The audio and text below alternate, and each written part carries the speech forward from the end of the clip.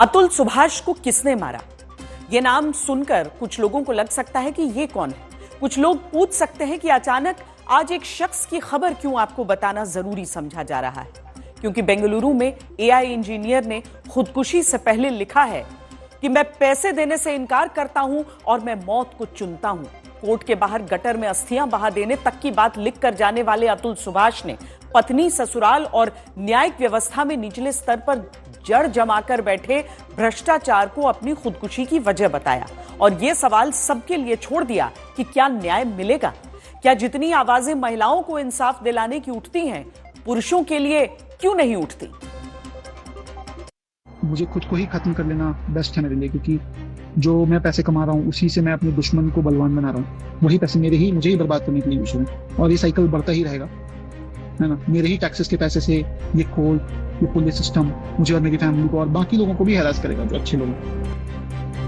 90 minute का video, 24 पन्नों की चिट्ठी, सैकड़ों सवाल सबके सामने छोड़कर 34 साल के एआई इंजीनियर अतुल सुभाष ने बेंगलुरु में आत्महत्या कर ली।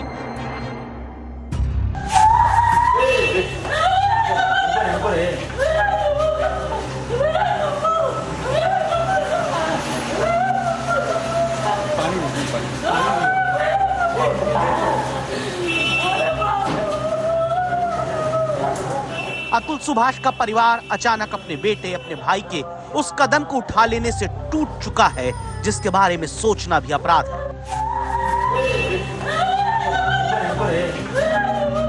माफ करना, जिस उम्र में मुझे अपने मम्मी पापा का सहारा बनना था, इस उम्र में उन्हें हमेशा के लिए दुख देके जा रहा हूँ। ऐसा सुसाइड करना अपराध है, ऐसा किसी को नहीं सोचना चाहिए, न करना चाहिए। लेकिन बिहार के समस्तीपुर के रहने वाले अतुल सुभाष मोदी के साथ ऐसा क्या हुआ कि पढ़े लिखे समझदार अतुल ने 9 सितंबर को जान दे दी।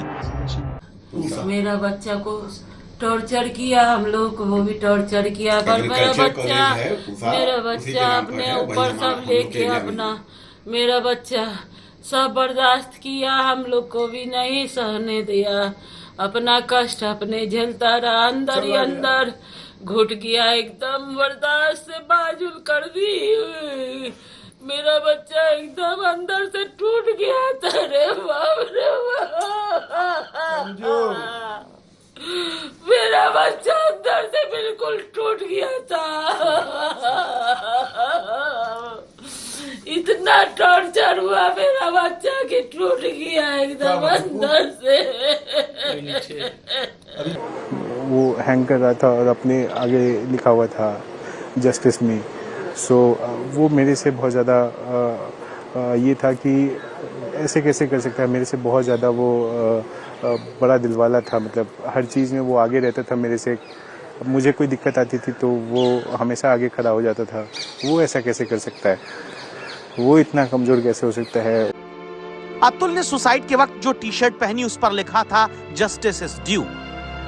देश भर में अब चर्चा हो रही है, अतुल सुभाष मोदी को न्याय कौन दिलाएगा, कैसे दिलाएगा। उससे पहले 1.5 घंटे के वीडियो और 24 पन्नों की चिट्ठी में अतुल जो लिख गए, जो आरोप लगा गए, जो सवाल उठा गए, वो जान लीजिए। अतुल ने सुसाइड के लिए पत्नी, ससुराल वालों और न्यायिक व्यवस्था को जिम्मेदार ठहराया। अतुल सुभाष की 2019 में निकिता सिंघानिया नाम की लड़की से शादी हुई। शादी के 2 साल बाद दावा है पत्नी ने दहेज उत्पीड़न, हत्या से लेकर अप्राकृतिक यौन शोषण तक के केस अतुल के खिलाफ दर्ज करा दिए। पत्नी ने 3 करोड़ रुपए का गुजारा भत्ता मांगा, बेटे का चेहरा तक नहीं देखने दिया। पत्नी के पिता की शादी के बाद बीमारी से मौत हुई, लेकिन ससुराल वालों ने हत्या की एफआईआर अतुल के खिलाफ दर्ज करा दी। अतुल के आरोप के मुताबिक फैमिली कोर्ट में जज ने मामला निपटवाने के लिए 5 लाख रुपए मांगे। दावा है 2 साल में 120 बार पेशी पर कोर्ट में जाना पड़ा। आरोप ये तक लगाया कि जज के सामने ही पत्नी ने कहा सुसाइड क्यों नहीं कर लेते, और जज ये सब सुनकर ठहाका मारकर हंसने लगी।